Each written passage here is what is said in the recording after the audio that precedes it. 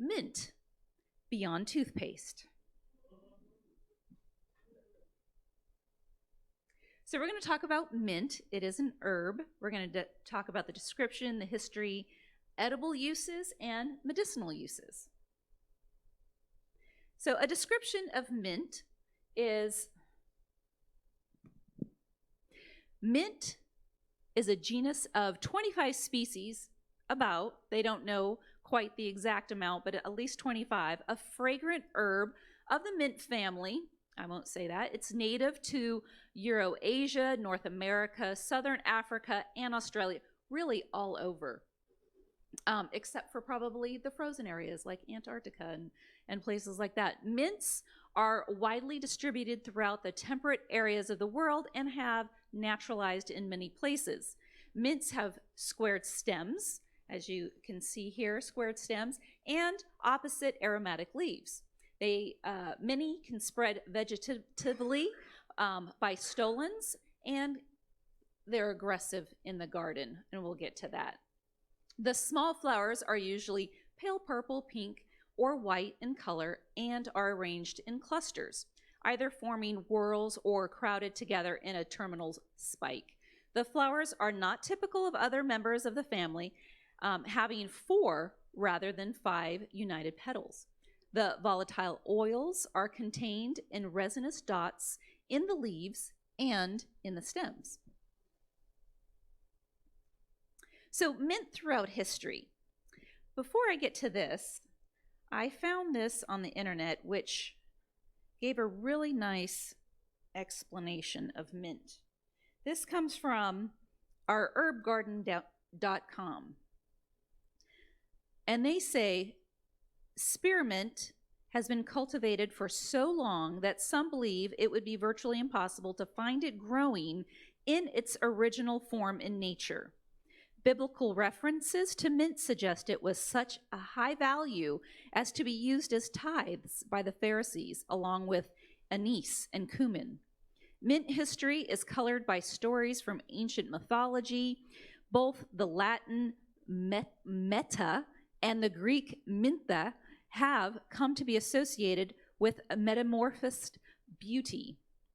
In ancient Athens, there it was common to scent different parts of the body with different herbs, and mint was the scent most commonly used on the arms. Mint history has it being introduced to England by the Romans and is mentioned by John Gardner before 1440 as mintis, and it's spelled M-Y-N-T-Y-S. And he, let me just fast forward there. Let's see. In the 14th century, so that's the 1300s, there are early forms of mint being used in toothpaste. It was during that time that it was used for whitening teeth, a little oral care back in the 1300s.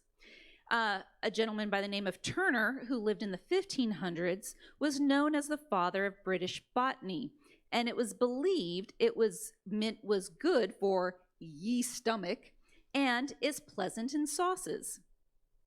Culpeper from the 1600s, a physician who fought in his country's Civil War, suggests that mint should never be given to a wounded man because it will prevent his wound from healing.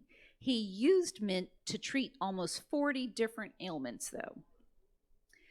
We also found references in our research on mint history to a superstition that mint should never be cut with iron, but the explanation was never found.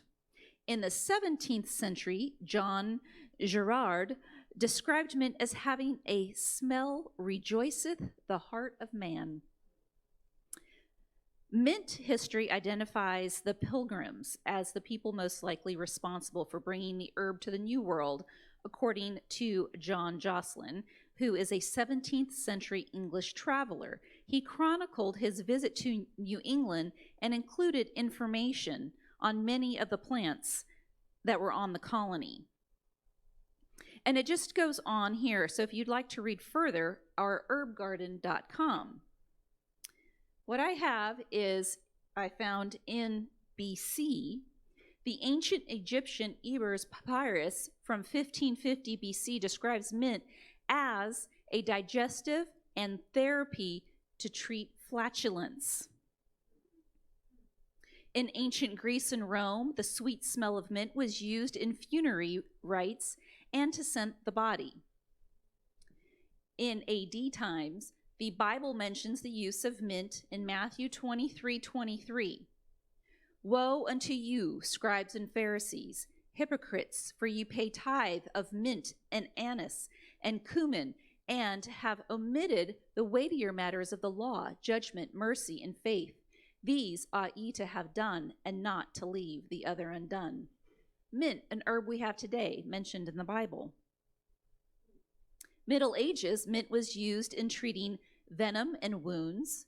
It was thought to be a cure for speech disorders, especially a lisp, used to heal bites from serpents, sea scorpions, and mad dogs. But at the same time, mint should not be applied to open wounds. Mint stems were hung in doorways and thrown on dirt floors to mask the effects of inadequate sanitation. Present day, we use mint as an aid in digestion and digestive health. It relieves symptoms of IBS, irritable bowel syndrome, indigestion and heartburn, possibly relieves tension headaches, provides a great source of vitamins and minerals, boosts your skin health, eases nasal breathing, balances the oral microbiome, and serves as a low-calorie, low-glycemic alternative to flavored beverages when mixed with still or sparkling waters. And we use that in our house just like that. So, some edible uses. You can infuse mint in teas and water. You can use it for oral care, toothpaste, mouthwash, mints, gum. In our house, like if you want to, we've done this many in the past, a long time ago, and we should probably start this again. But you take a little baking soda, you could put a little activated charcoal in there, take some fresh mint, kind of open up the spores, and then mix it in with all that powder, and then you have your own toothpaste. So if you never have an opportunity to get to the store for toothpaste, you have it right in your house. Gum has mint in it.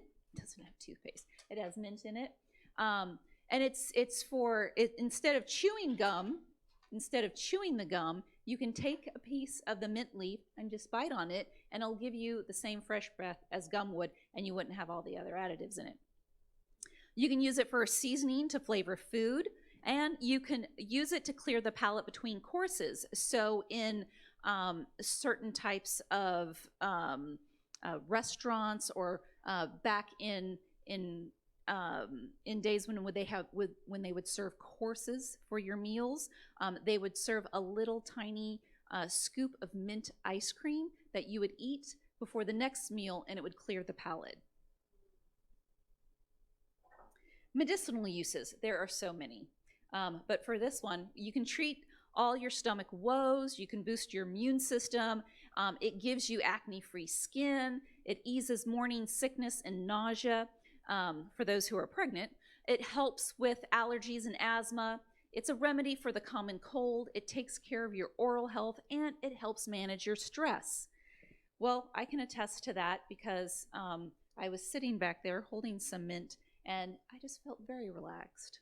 There are different types of mint. There are estimated over 20 different species of mint.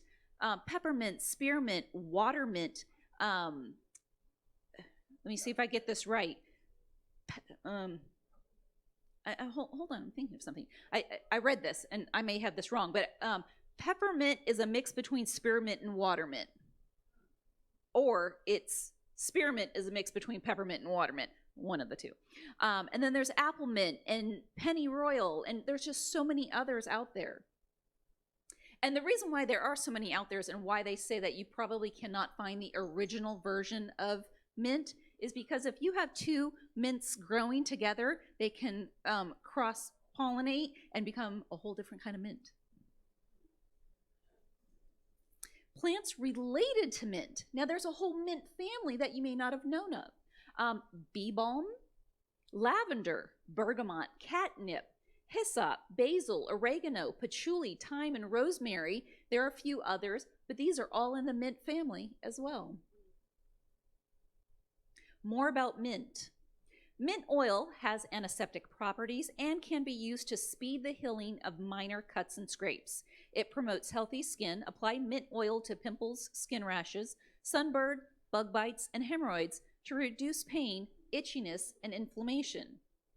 Consuming mint might promote brain health. One study found that mint extracts have a potential to treat Alzheimer's symptoms, although more research is needed. Another study found that smelling peppermint could enhance memory and increase alertness, although it's unknown if ingesting it has similar effects. So, in case you need a bit of encouragement, I have brought for you some mint, and we're going to take some mint home. You'll put it in a bit of, if you can hold this for me. Okay. I brought 2 different types of mint. A spearmint and it needs some water, and a peppermint. And the way you can tell the difference is peppermint has some redness in the leaves and in the stem, whereas spearmint does not. So all you do is take this home. You're going to pick off the bottom leaves. Chew on that if you want.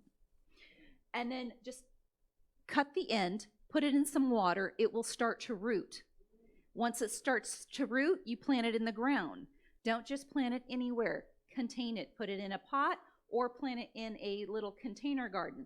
It will then start to send off shoots. So you'll have to keep an eye on it because it'll get away from you. But you will have a full garden of mint. We have a full garden of a full box garden of spearmint and peppermint. We go out, we pick a few leaves, you crush them up. You will just crush them up. You can put them in a container with some warm water. Put some hibiscus leaves in there, a little sweetener like maybe agave nectar, and then you have a nice juice. So you don't have to go to the store and buy juice anymore. All right, I'm going to leave these out on the table out there. So help yourself when you leave this afternoon.